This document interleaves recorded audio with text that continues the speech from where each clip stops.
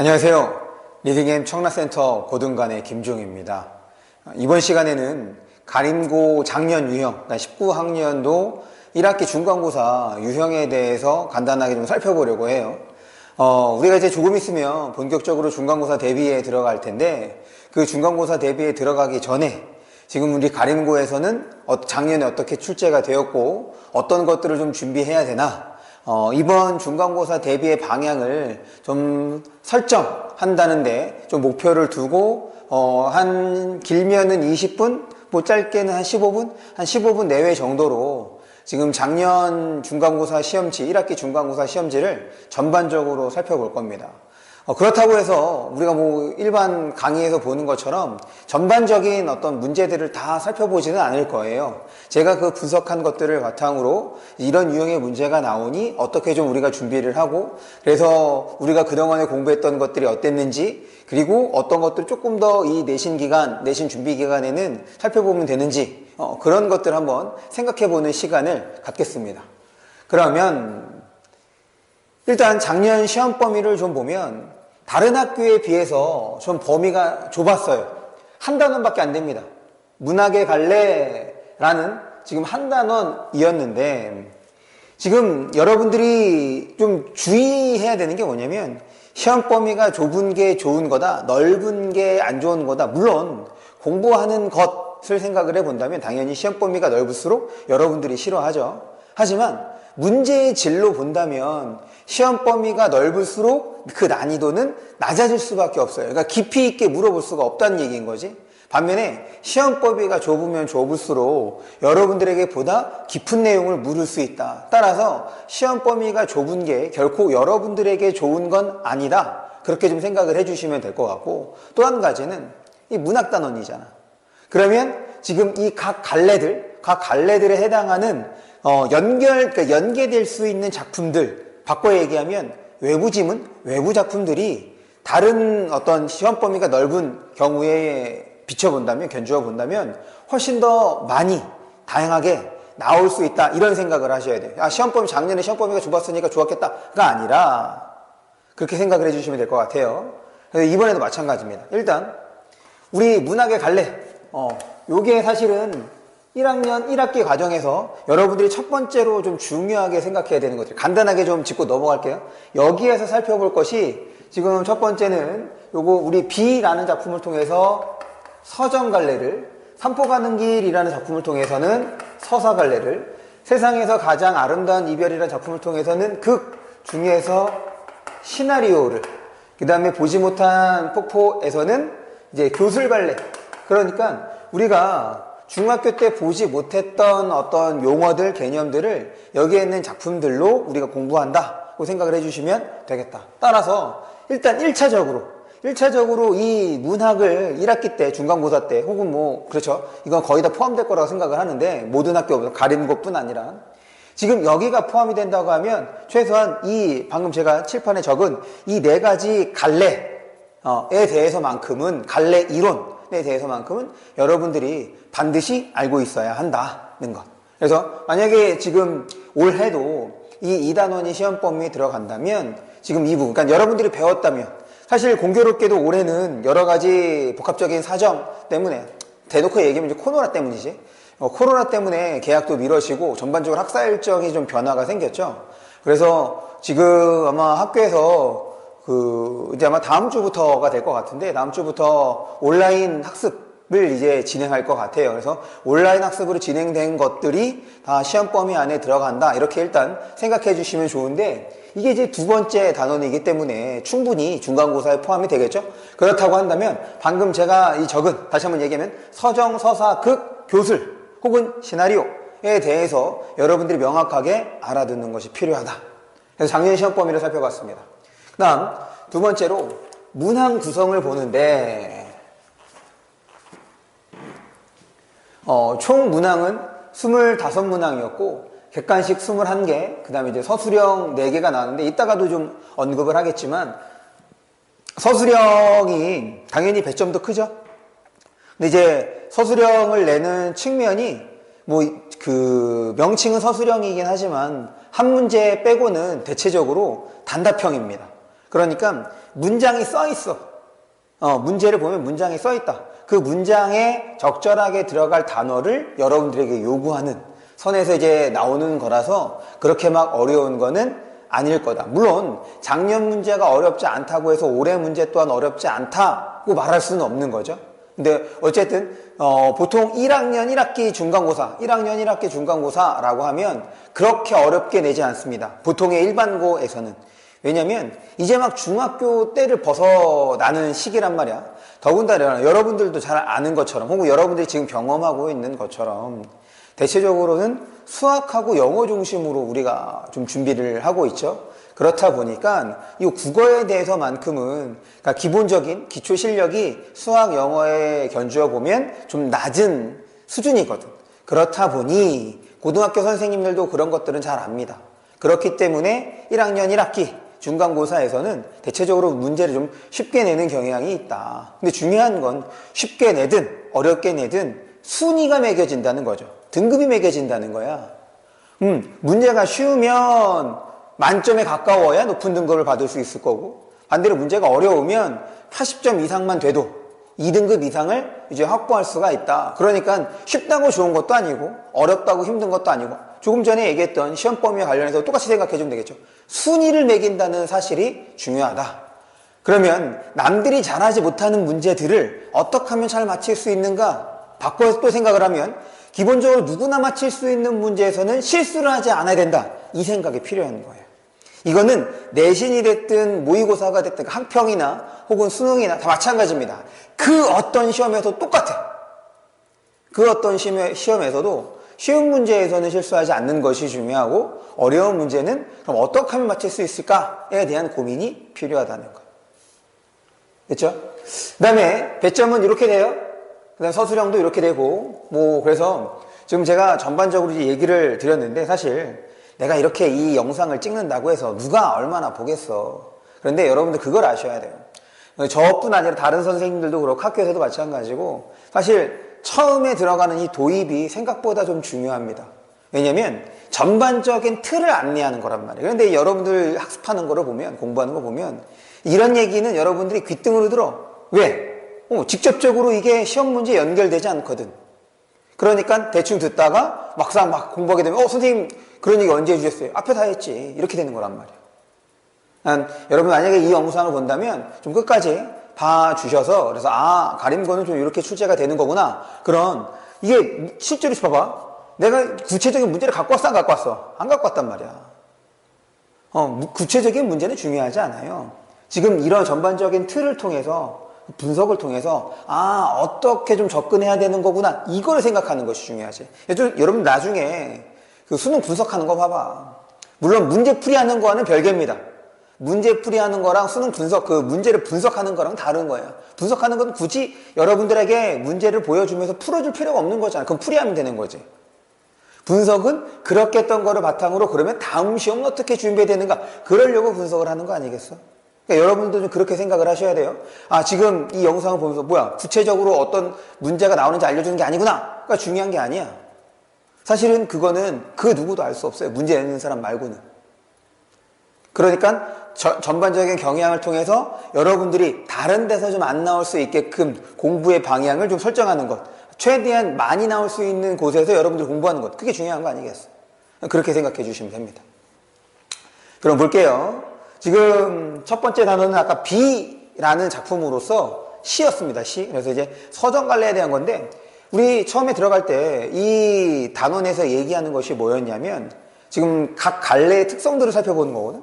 근데 이제 재밌는 거는 시에서의 기본적인 내용들, 소설에서의 기본적인 혹은 수필, 아까 이제 교술갈래라고 얘기했던 것이 이제 수필에 해당하는 건데 수필에 해당하는 기본적인 문제들만 대체적으로 물었어. 갈래에 대해서는 아직 그러니까 본격적으로. 그러니까 다른 학교에서는 지금 이 단원, 이 문학단원이 들어가면 갈래에 대한 거 꼭 묻거든. 그런데 우리 작년 가림고 문제를 보면 그런 문제가 딱 하나 있습니다. 뒤에 이제 하나가 나오는데 그것 말고는 딱 그냥 그 갈래과 관련된 가장 기본적인 개념들과 그 다음에 내용들로 문제가 이루어진다 라고 생각을 해주시면 되겠고, 제가 이제 여러분들에게 좀 설명한 것들은 요 노란색 글씨로 좀 표시를 해봤는데 지금 이 비라는 작품이 여기서 우리가 이제 보게 되는 요 비라는 작품이 시인 정지용의 작품이에요. 그래서 지금 다른 작품을 이제 연계해서 내는 거는 두 가지 방향이야. 하나는 어떤 주제상에서의 공통점, 그 다음에 이제 두 번째는 표현 방식상에서의 공통점, 이런 것들을 중심으로 이 두 작품을, 그러니까 그 외부 작품들을 연결해 보는 경우가 많다. 여기에서는 사실 이 비라는 작품의 가장 큰 특징은 이미지거든. 춘설도 마찬가지야. 이미지적인 측면에서, 그래서 이제 그걸 이제 모더니즘시라고 하는데, 뭐 어쨌든 그런 거 몰라도 돼. 지금 중요한 건. 그런 면에서 정지용의 춘설이라는 작품을 갖고 왔다. 그리고 이 춘설이라는 작품은 최근에 많이 이제 뭐 모의고사나 그 다음에 이제 2학년 여러분들 올라가게 되면 배우게 되는 작품일 가능성이 높습니다. 공교롭게도 이번 수능 특강에도 아마 춘설이 실렸던 것 같아요. 그런 식으로 좀 생각을 해주시면 되겠다. 그래서 같이 더불어 알아두면 여러분들이 나름 도움이 될 겁니다. 물론 이 전년도 기출문제에 대한 풀이는 우리가 이제 그 시험을 다 앞두고 나서, 그러니까 뭐 직정보강이 됐든 직정보강 때 전년도 기출문제를 좀 풀어본다, 이렇게 생각해 주시면 될 것 같아요. 그럼 그 전까지는 지금 이 우리 시험 범위에 해당하는 것들과 관련돼서 기본적인 내용들을 하나씩 다 익혀간다고 생각을 해 주시면 됩니다. 그래서 기출문제까지도 풀어본다고 생각해 주시면 되겠고, 요 첫 번째 문제, 이제 배점을 보면 가장 높은 것이 아까 4.3점이라고 했죠? 이거 이따 좀 설명을 할게요. 이게 가장 어렵고, 단 배점이 높아서 어려운 것도 있긴 하지만 사실은 중요도가 좀 높아질수록 배점이 또한 높아진다, 이렇게 생각해 주시면 되는데, 일단 4점이 넘는 것 자체가 높은 배점이라고 본다면 이게 여러분들이 어려워하는 유형 중 하나죠. 작품별 표현상의 특징, 그러니까 요 비라는 작품하고 춘설이라는 작품을 이제 비교, 공통점, 대조, 차이점 파악해서 선택지에 들어가 있는 거란 말이야. 그러면 이 표현상의 특징이기 때문에 지금 여기에서는 1차 여러분들이 알아야 되는 건 첫 번째 개념입니다. 문학과 관련된 개념을 명확하게 알고 있어야 되겠고, 그리고 더불어서 문제 푸는 요령까지 더해진다면 조금 더 편안하게 문제를 해결할 수가 있겠다. 요건 우리가 내신 대비 들어가면 제가 설명을 할 거예요. 그 다음 두 번째 문제를 보면 외적 증거를 바탕으로 작품을 감상을 한대. 이거는 우리가 그 모의고사에서 학평에서 많이 봤던 거잖아. 얘는 뭐냐면 이렇게 보기가 들어있는 거죠. 그래서 보기에 맞춰서 푸는 것. 왜 이 얘기가 좀 필요한 거냐면, 여러분들 물론 이제 저랑 지금 이 영상을 보는 친구들은 아마 저랑 같이 수업을 하는 친구들이 대부분일 수 있겠죠. 물론 그 친구들 중에서도 잘 보지 않으리라 생각을 하긴 합니다만, 그래도 이제 아직 우리 학원에 다니지 않은 친구들도 이 영상을 본다면 국어 문제는 다른 과목에 비해서, 국어라는 과목은 다른 과목에 비해서 이 모의고사와의 관련도가 상당히 높다. 지금 이런 거는 시험 대비, 중간고사 대비를 한다고 해서 내가 키울 수 있는, 문제 해결력을 키울 수 있는 부분은 아니다. 좀 이렇게 생각을 해주셔야 돼요. 그러니까 당장에 내가 이번 중간고사를 위해서 이거 내가 해결할 수 있는 거냐, 내가 성취할 수 있는 목표인 거냐, 그건 좀 거리가 있다라는 얘기인 거예요. 그거는 여러분들이 평상시에 좀 국어와 관련된 훈련 혹은 국어와 관련된 공부를 좀 꾸준히 했을 때 이제 효과를 볼 수 있는 유형이라고 좀 생각을 해주시면 될 것 같아요. 그래서 이 국어는 내신의 문제와 모의고사의 격차가 크지 않습니다. 물론 내신에만 나오는 유형도 있긴 하지. 근데 그건 어차피 내신 대비하면서 우리가 공부할 거란 말이야. 그럼 그 외의 유형은 충분히 평상시에도 우리가 연습할 수 있다는 것. 요거 좀 생각해 주세요. 국어는, 고등학교 때 국어는 여러분들에게 종합적인 것을 요구합니다. 지금 이 국어와 관련된 내용의 종합적인 것을 요구를 하든, 아니면 종합적인 사고력, 생각하는 능력을 요구하든, 그것이 내신이 됐든 모의고사가 됐든 그 본질적인 요소는 다르지 않다. 계속 볼게요. 그 다음에 요 다섯 번째 문제를 보면 우리 공감각적 심상이야. 지금 이게 가장 어려운 유형입니다. 어려운 유형. 왜 그러냐면 지금 이거는 아마 다 배웠을 거야. 학교에서 이 공감각적 심상이 이 작품에서 어떻게 드러나는지를 공부했을 거라고. 여기까지는 문제 없어. 그럼 선택지는 배우지 않은 작품들의 일부를 따오는 거지. 1번 선택지, 2번 선택지 배우지 않은 작품들의 일부를 따와서 지금 여기에서 우리가 파악한 공감각적 심상을 이 선택지 안에서도 여러분들이 찾아낼 수 있느냐, 이거야말로 이제 내신을 하면서 우리가 좀 많이 신경 써야 하는 부분인 거죠. 지금 이런 유형은 모의고사에 나와 안 나와? 안 나와. 이런 거야말로 이제 내신 문제라고 할 수 있는 거고, 그리고 요 문제가 된다면 여러분들 모의고사 문제도 충분히 더 잘할 수 있습니다. 내가 잘 알고 있으니, 기본 개념을 잘 알고 있으니 새로운 그 작품, 새로운 내용에도 적용해 볼 수 있다, 이렇게 되는 거잖아. 이 유형은 딱 그거를 요구하는 거거든. 그러니까 이런 문제에 맞추면 내가 이제 1등급에 조금 더 가까워지는, 혹은 다른 친구들과의 차이를 벌릴 수 있는 어떤 문제다, 이렇게 생각을 해주시면 좋을 것 같아요. 넘어가겠습니다. 그 다음에 6번부터 이제 12번까지를 보는데, 이 6번부터 12번도 똑같아요. 뭐가 똑같냐면 시입니다. 다 시야. 그런데 이제 중요한 건 유인물을 줬다는 거예요. 왜 그렇겠어? 시험 범위가 좁아. 그리고 이거는 딱 정확하게, 야, 이번 내신에서는 이 문학을 중심으로 할 거야. 지금 여러분들 바뀐 교육과정, 여러분들이 올라와서 배우는 교육과정은 과정 중심의 교육과정이라는 얘기 많이 들었죠. 그러니까 어떤 그 선생님의 이런 수업보다는 여러분들의 수행평가, 수행활동, 이런 것들이 훨씬 더 중점적으로 구성된 교육과정이고 교과서입니다. 그렇다 보니 사실 그동안에 이제 교육과정에 따른 교과서들을 보면 이 교과서, 국어 교과서의 두께가 가장 얇아요. 이거는 뭐 2학년이 됐든 3학년이 됐든 똑같습니다. 그런 거기 때문에 지금 시험 범위 많지 않아? 그거 안에서 여러분들에게 문학과 관련된 전반적인 것들을 조금 더 많이 알려주고 싶은 이런 거에 이제 유인물을 통해서도 지금 이제 그 외의 작품들을 보게 되는 건데, 이거는 뭐 오래 달라질 수 있겠죠. 그리고 여기에 있는 작품들은 다 중요한 작품들이고 우리가 충분히 여러 번 볼 수 있는 작품들. 그래서 좀 봐주시면 되겠다. 이렇게 좀 신경 써주시면 되겠다. 그럴 때 좀 보면 작품별 표현상 특징, 아까 처음에 설명을 했죠. 그 다음에 이제 외적 증거를 바탕으로 작품 감상, 이것도 아까 얘기했던 거야. 그런데 여기에다가 노란색을 표시한 거 뭐냐면 앞에서의 내용은 되게 개념이었어. 형상화라는 개념으로 문제를 낸 거라 어렵지 않은 거거든. 제가 이제 형상화 얘기했으니까 지금 영상을 보고 있는 우리 친구들도 형상화라는 거 알고 있어야 돼요. 물론 제가 수업 중에 우리 여러 번 얘기했어요. 뭐로도 얘기했냐면 우리 문학 개념 할 때도 얘기를 했고, 그 다음에 우리 어휘는 나다라는 부교재도 있었잖아. 그런 거를 통해서도 얘기를 했어. 다시 국어에서의 개념은 여러분들 외우셔야 돼요. 내가 이 자리에서 이해했다고 해서 끝나는 문제가 아니야. 외워야 여러분들이 적재적소에 맞게 쓸 수 있다는 거. 그런데 얘는 우리가 모의고사에서 봤던 거와 똑같아. 작품과 혹은 작품의 시대적 배경과 관련되는 설명을 넣어줍니다. 혹은 시인과 관련된 설명을 넣어주죠. 그거에 맞춰서 주어진 작품을 감상해보는 문제. 그래서 우리가 모의고사에서 많이 봤던 문제. 배점도 다르지? 그렇게 생각해 주시면 되겠고, 그 다음에 이제 서술형 문제를 보는데, 지금 서술형 문제에서 그래, 내용 자체는, 문제 자체는 어렵지 않아. 여러분들의 정확한 워딩, 키워드, 핵심어를 요구하는 문제라는 거야. 그래서 얘는 그게 뭐야, 추가 이런 것이 거의 없겠지? 이제 빈칸이 2개인 건데, 아마 어쩌면 친절한 선생님이라고 하면 2개 다 맞히면 6점, 하나만 맞히면 3점 이렇게 줄 수도 있을 것 같긴 해요.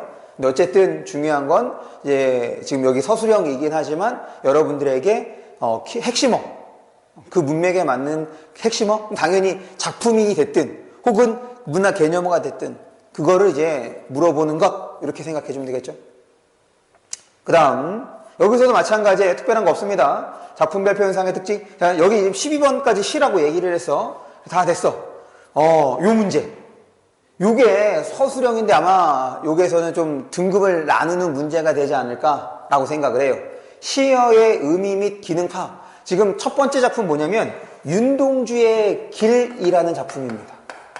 윤동주의 길이라는 작품이었던 거고, 그 다음에 보기로 다른 작품을 주는데, 지금 이때 시험의 특징을 보면 이 보기에 나오는 작품도 윤동주의 작품이야. 여러분들 이제 앞으로 이 윤동주라는 시인의 작품들을 꽤나 볼 겁니다. 그래서 윤동주에 대해서 알고 있는 것도 좀 필요해요. 윤동주 좀 기억해 주시고, 그러면 지금 앞에 우리가 비 봤던 거 있었잖아. 비랑 이제 춘설. 거기에서는 이제 이미지 이 중점에 씌어서 그런 측면에서 이제 묶었던 거고, 지금 이 윤동주에서 했던 작품은 참회록이라는 작품이에요. 지금 얘와 쟤와의 이제 시어의 의미 및 기능 파악인 거니까 어떻게 했어? 주제의식이 비슷하겠죠. 그걸 내는 거란 말이죠. 그래서 두 개를 모으는 건 좀 그런 방식이다 라고 생각을 해주시면 좋겠습니다. 그래서 요거는 좀 이 작품에 대해서도 알고 있거나 아니면 이 작품을 좀 적절하게 처음 보는 작품일 테니까 적절하게 좀 감상할 수 있어야 좀 맞힐 수 있는. 그런데 사실 이 작품을 이제 배웠기 때문에 크게 어려움 없이 해결할 수는 있을 거예요. 그 다음에 이것도 이제 어려운 문제. 요것도 어려운 문제. 외부 작품과의 비교 태조. 얘는 뭐 정서 태도가 지금 외부 이게 어떻게 되는 거냐면 지금 본문에서의 그 작품에서의 정서, 그 다음에 태도 혹은 표현 방법, 그 다음에 좀 옛날 형태이긴 하지만은 발상. 그러니까 어떻게 해서 이제 생각을 하게 됐느냐, 그래서 또 표현했냐. 사실 발상이 여기 있는 거 다 묶는 거라고도 생각을 해줘도 상관이 없을 것 같긴 한데, 어쨌든 이런 것들, 이 작품에 나타나는 정서나 태도, 표현 방법과 유사한 것을 보여주는 것, 혹은 다른 것을 보여주는 것을 선택지로 넣어주는데, 여기서 마찬가지죠. 앞에 했던 것처럼 작품의 일부를 따오기도 하고, 또 한 가지의 특징은, 그렇게 작품의 일부를 따와서 지금 그 주어진 부분에서 지금 비교 대조해서 약간 그 부분을 파악해서 화자의 정서냐, 혹은 태도나 아니면 표현 방법 이런 것들을 여러분들이 판단할 수 있는지를 본다라고 생각해 주시면 될 것 같아요. 그래서 이제 방금 제가 설명했던 이런 유형들을 여러분들이 적절하게 해결할 수 있다면 안정적인 1등급을 유지할 수 있는 것. 그럼 전제가 필요하지? 쉬운 문제에서는 실수하지 않는 것. 됐습니까? 넘어갈게요. 그 다음 넘어가면 요 두 번째 작품은 이제 소설 작품입니다. 그런데 여기서의 또 특징이 있어. 요게 특징이죠. 제가 여기다 표시했네요. 외부 작품. 보통 소설은 이제 이런 형태를 언제 보여줬냐면 2016년 그 당시에 3학년 문제에서 처음으로 소설인데 다른 소설하고 혹은 다른 관리랑 엮여서 나왔단 말이에요. 그동안의 소설은 그냥 단독 지문이었거든. 그런데 이제 그런 유형을 우리 내신 문제에서도 지금 보여주고 있다는 것. 그러면 소설을 파악하는 기본적인 원리를 알고 있어야 정확하게 풀 수 있겠죠. 근데 그런 건 우리가 이미 겨울방학 때부터 쭉 연습해왔던 거잖아. 왜냐? 모의고사 문제를 다양하게 풀어보면서 그런 것이 필요하다고. 그냥 여러분들 오해하면 안 돼. 내신이랑 모의고사는 같이 가는 겁니다. 국어에서만큼은. 나 어떠한 것만 돼야지 잘 안 될 거라고. 그래서 지금 소설 지문인데 요것이 좀, 요건 길 아니에요? 소설 지문인데 요것이 좀 특징적이었다는 것 봐주시면 되겠고, 그 다음에 여기에서 이제 주목할 문제. 그러니까는 소설에서 좀 다양한 시도를 많이 하시는 것 같더라고. 왜 했냐면, 지금 이게 당연히 기분이죠. 우리가 소설을 볼 때 인물의 내면을 파악하는 건 당연한 거란 말이야. 근데 그거를, 이 선택지가 다른 작품인데, 이게 뭐냐면, 시조를 활용합니다. 야, 대박이죠. 좋은 문제, 엄청나게. 이제 이런 것도 여러분들 신경 써야 돼요. 시조는 앞으로 여러분들 내신에서 빠질 수 없는 영역이에요. 미안합니다. 왜 그러냐면 시조가 세 줄밖에 안 돼. 이 세 줄에 그 화자의 정서, 다양한 표현 방법들이 정말 잘 녹아들어 있거든. 그렇다 보니까 문제로 활용하기가 너무 좋아. 그래서 여러분들 아마 1학년 1학기를 지내면서 요 시조에 대한 공부가 좀 필요할 거예요. 요 시조 공부를 적절히 해두는 것이 내신에서도 좀 즉각적인 효과를 볼 수 있다. 우리 그동안 해왔잖아. 제가 자꾸 강조하죠. 우리 어휘는 나다에도 매주 우리 5편의 시조가 들어있었단 말이야. 물론 주간 과제물에도 다 들어있었고 그거를 우리가 다양한 형태의 뭐 주간 테스트라든지 이런 것들을 통해서 확인을 했습니다. 그런 것들이 여러분들의 자양분이 될 거예요. 요 문제. 요 문제를 제대로 푸는 친구들이 아마 많지 않았을 것 같아요. 그 다음, 요 A는 외부 작품에 들어있는 A야. 사실은 서술상의 특징은 작품 전체를 통해서도 봐야 되는 건데 그러면 너무 애들이 어렵겠지? 시간도 많이 걸릴 것 같고 그러니 딱 부분을 정해줬습니다. 그래서 지금 요거나 결국 처음 보는 작품에도 여러분들이 적절하게 파악할 수 있어야 된다는 능력, 그런 것들이 좀 필요하다 생각해 주시면 되겠고, 그 다음에 서술형에서도 똑같아요. 기본적인 파악, 내용 파악을 묻는 문제였습니다. 물론 빈칸 채우는 거 이렇게 생각해 주면 되겠고, 넘어갑니다. 이제 마지막에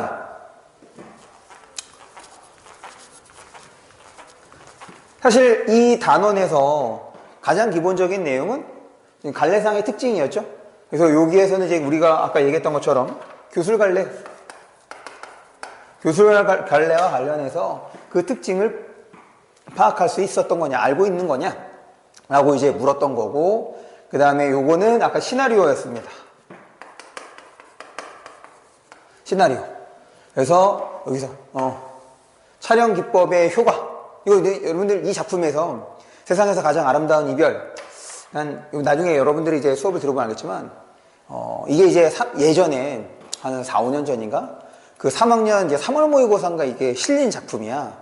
그래서 이제 애들이 이 1교시에 막 훌쩍훌쩍 거리는 거지. 이 지분이 아마 거의 마지막 끝부분인가 있었던 건데, 아내, 그동안 잘 해주지 못했던 아내가 병 걸려서 그 아내와 이제 이별하는 장면, 그러니까 사별하는 장면인 거거든. 그래서 저도 여러 번 보고 문제까지 풀고 했는데도 이거 설명할 때마다 나도 뒤에 눈물이 찔끔찔끔씩 나오려고 그래. 이제 어쨌든 그 작품에서 촬영 기법이라고 하면 가장 기본적인, 그리고 가장 중요한, 그리고 여기서 나오는 촬영 기법이 몽타주 기법이라고 하는 건데, 이건 여러분들 꼭 알고 계셔야 돼요.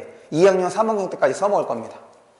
그래서 그거에 대해서 물어보는 문제. 여기 이 서술형 네 번째 문제에서는 완전한 문장을 쓰게끔 요구를 했어. 그 전까지는 빈칸 채우는 거였는데 여기에서는 완전한 문장을 쓰는 것을 요구를 했다. 아마 이 완전한 문장이기 때문에 문장을 제대로 쓰지 못하면 감점 요소가 발생할 수 있겠죠. 뭐 기본적인 주술 관계라든지 아니면 맞춤법, 이런 것들. 사실은 서술형은 그런 것들 때문에 어려운 거예요. 그러니까 여러분들 평상시에 내신 대비하면서 서술형 문제 풀잖아. 성심성의껏 해야 돼. 그것이 이런 거에 연결이 되는 거야. 이건 내신 대비니까 그냥 외우고 있다 나중에 내가 열심히 쓰면 되지. 야, 지금 열심히 안 썼는데 시험 때 열심히 써줄 수 있겠어? 여러분 그거 우리 많이 듣는 말 있잖아. 연습은 실전처럼, 실전 연습처럼. 그래. 그러니 평상시에 문제를 풀 때 서술형 문제도 여러분들이 좀 신경을, 주의를 해서 해주시는 것이 이런 문제를 대비하는 하나의 방법이 되겠다. 됐습니까? 그 다음에 또 여기서도 이제 갈래상의 특징을 이제 비교 대조 하는 건데, 사실 이 시나리오와 가장 많이 비교하는 것이 이건 소설 갈래예요. 그리고 원래도 얘 원작이 이제 소설이었던 거고 소설을 이제 극화한 거였으니까 그렇게 해서 이제 비교 대조하는 것, 이렇게 시험 문제가 구성이 됐다. 그래서 지금 전반적으로 가림고 문제가 어떻게 나왔는지 쭉 살펴봤죠. 그래서 여러분들이 그동안 공부했던 것이 얼만큼 이제 쓸모가 있을지에 대해서 아마 느꼈을 거고, 그리고 내신에서 이런 문제가 나오면 이런 측면에 조금 더 준비를 해주는 것이 필요하겠다, 이런 생각이 드는 친구들도 있을 거예요. 일단 여러분들이 내신 대비가 되면 딱 그 시험 범위 안에 파묻힐 가능성이 높거든. 그런데 국어 문제는 여러분들에게 이제 전반적인 것을 요구하고 그렇게 문제가 나오기 때문에 조금 더 다양한 것들을 한번 기회가 된다면 풀어보는 것도 하나의 방법이 될 수 있다. 하나의 좋은 방법이다. 이렇게 정리를 하면서 마무리 짓도록 하겠습니다. 그러면 우리는 본 수업에서 만나요. 안녕.